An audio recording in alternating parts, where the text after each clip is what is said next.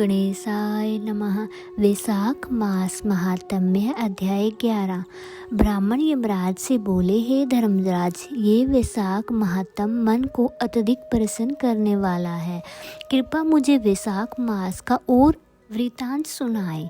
श्री यमराज बोले, हे ब्राह्मण, ये वैशाख मास बहुत ही पावन, पुण्यदायी और फलकारी है। इसके महात्म की जितनी प्रशंसा की जाए कम है। आपको वैशाख महात्म में राजा महिरथ प्रसंग सुनाता हूँ, ध्यान पूर्वक सुनो। पूर्व काल की बात है। महिरथ नाम से विख्यात एक राजा थे।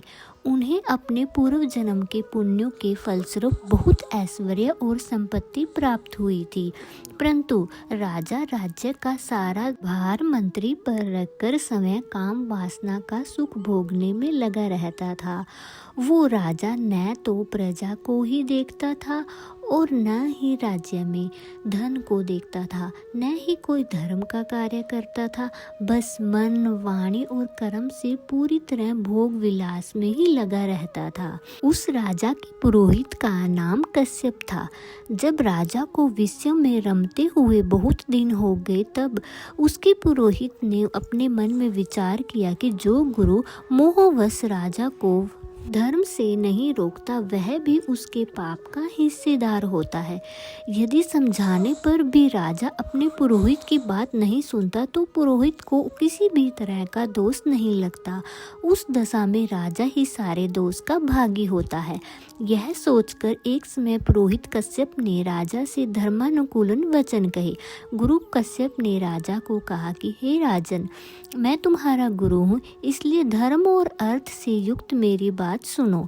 राजा के लिए यही धर्म है कि वह गुरु की आज्ञा में रहे, और गुरु की आज्ञा का आंशिक पालन भी राजाओं की आयु, लक्ष्मी तथा सुख को बढ़ाने वाला है। तुमने दान के द्वारा कभी ब्राह्मणों को तृप्त नहीं किया, भगवान श्री विष्णु की आराधना नहीं की, कोई व्रत, तपस्या तथा तीर्थ भी नहीं किया। महाराज, कितने दुख की बात है कि तुमने काम के अधीन होकर कभी भगवान के पवित्र नामों का स्मरण भी नहीं किया। तुमने अबलाओं की संगत में पड़कर विद्वानों की संगति नहीं की। एकमात्र धर्म ही सबसे महान और श्रेष्ठ है, जो मृत्यु के बाद भी साथ जाता है। शरीर के उपभोग में आने वाले जितने भी वस्तुएं हैं, वे सब यही नष्ट हो जाती हैं। धर्म की सहायता से ही मनुष्य दुर्गति से पार होता है। मनुष्य के निर्जीव शरीर को कांट और ढेले के समान पृथ्वी पर फेंक कर उसके बंधु बांधव मुंह फेर कर चल देते हैं। केवल धर्म ही उसके पीछे पीछे जाता है। स्त्री, पुत्र आदि, कुटुंब, शरीर तथा धन, ये सब पराये हैं। आज तुम्हारे हैं, कल किसी और के होंगे, पर सिर्फ अपने द्वारा किए हुए पुण्य और पाप हमारे हैं। जब एक दिन सब कुछ छोड़कर तुम्हें व्यवस्था पूर्वक यहाँ से जाना ही है, तो तुम अनर्थ में फंसकर अपने धर्म का पालन क्यों नहीं करते? मरने के बाद उस दुर्गम पथ पर अकेले कैसे जा सकोगे? यहाँ से प्रस्थान करने के बाद तुम्हारे पीछे कुछ भी नहीं जाएगा, केवल और पाप और पुण्य तुम्हारे साथ जाते हैं। तुम्हारे पीछे पीछे ये सब जाएंगे। इसलिए तुम आलस्य छोड़कर वेदों और स्मृतियों में बताए हुए देश और कुल के अनुरूप हितकारक कर्मों का पालन करो। शास्त्रों में बताए हुए सदाचार का सेवन करो। धर्म और काम भी यदि धर्म से रहित हो तो उनका परित्याग कर देना चाहिए। व्यसन यानी बुरी आदतें और मृत्यु, इसमें व्यसन को ही कष्टदायक बताया गया है। व्यसन में पड़े हुए राजा की दुर्दशा होती है। जो व्यसन से दूर रहता है वह स्वर्गलोक में जाता है। पापों में फंस जाने पर वैभव एवं भोग स्थिर नहीं रहते, वे शीघ्र ही नष्ट हो जाते हैं। मनुष्य मोह में पड़ जाए, समय विचार करने में असमर्थ हो जाए, तो उसे विद्वान सुहृदयों के पास जाकर प्रश्न करना चाहिए। वे पूछने पर यथोचित कर्तव्य का उपदेश देते हैं। कल्याण की इच्छा रखने वाले को हर उपाय से काम और क्रोध को वश में करना चाहिए, क्योंकि ये दोनों मनुष्य का कभी कल्याण नहीं होने देते।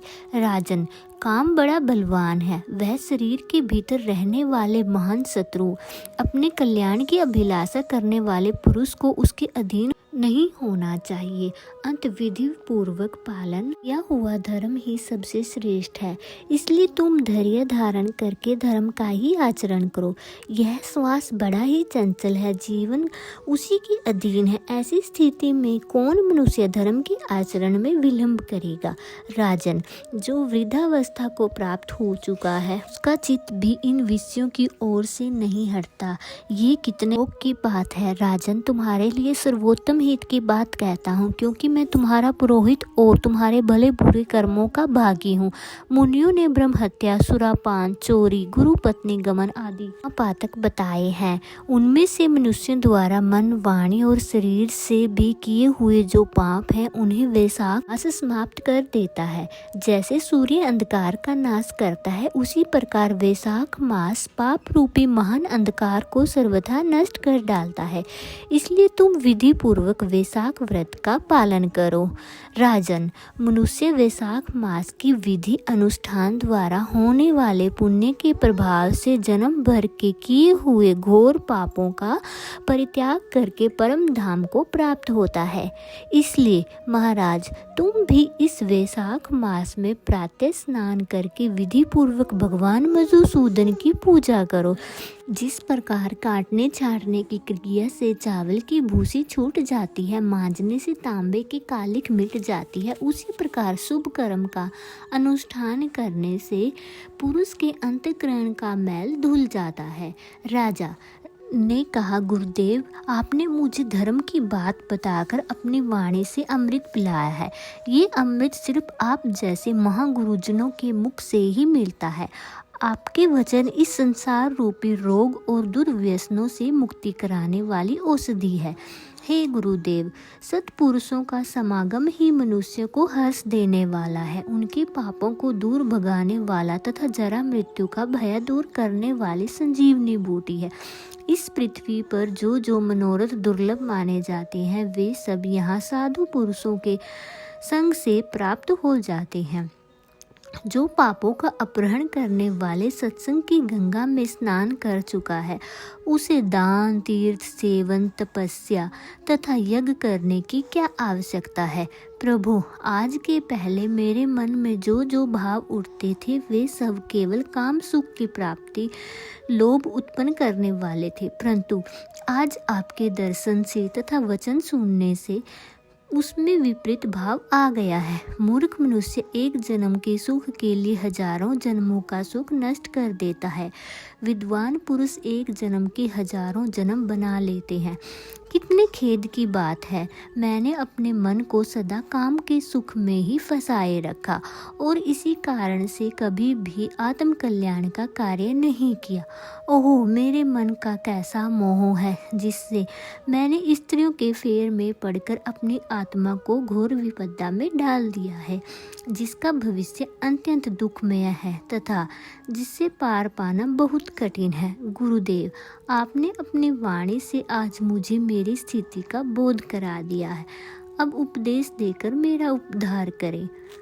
पूर्व जन्म में मैंने कोई पुण्य किया था, जिससे आपने मुझे यह बोध कराया है। विशेषतः आपके चरणों की धूलि से आज मैं पवित्र हो गया। हे गुरुदेव, अब आप मुझे वैशाख मास की विधि बतलाइए। ये सुनकर गुरु कश्यप जी बोले, राजन, बुद्धिमान पुरुष को चाहिए कि वह बिना पूछे अथवा अन्यायपूर्वक पूछने पर किसी को उपदेश न दे। लोक में जानते हुए भी जड़वत अनजान की भांति ही आचरण करे, परंतु विद्वानों, शिष्यों, पुत्रों तथा श्रद्धालु पुरुषों को उनके हित की बात कृपा पूर्वक बिना पूछे भी बता देनी चाहिए। राजन, इस समय तुम्हारा मन धर्म में स्थित हुआ है। अंत तुम्हें वैशाख स्नान के उत्तम व्रत का पालन करवाऊंगा। तदंतर पुरोहित कश्यप ने राजा महिरथ से वैशाख मास में स्नान तथा पूजन करवाया। शास्त्र में वैशाख स्नान की जैसी विधि उन्होंने देखी थी उसका पूरा पूरा पालन कराया। राजा महिरथ ने गुरु की प्रेरणा से उस समय विधि पूर्वक सब नियमों का पालन किया तथा माधव मास का जो जो विधान ने बताया वह सब आदर पूर्वक सुनो। उन नृप श्रेष्ठ ने प्रातः काल स्नान करके भक्ति भाव से आद और अर्घ्य देकर श्री हरि का पूजन किया तथा नैवेद्य भोग लगाया। वैशाख मास महात्म्य अध्याय 11 समाप्तम। हरे कृष्ण।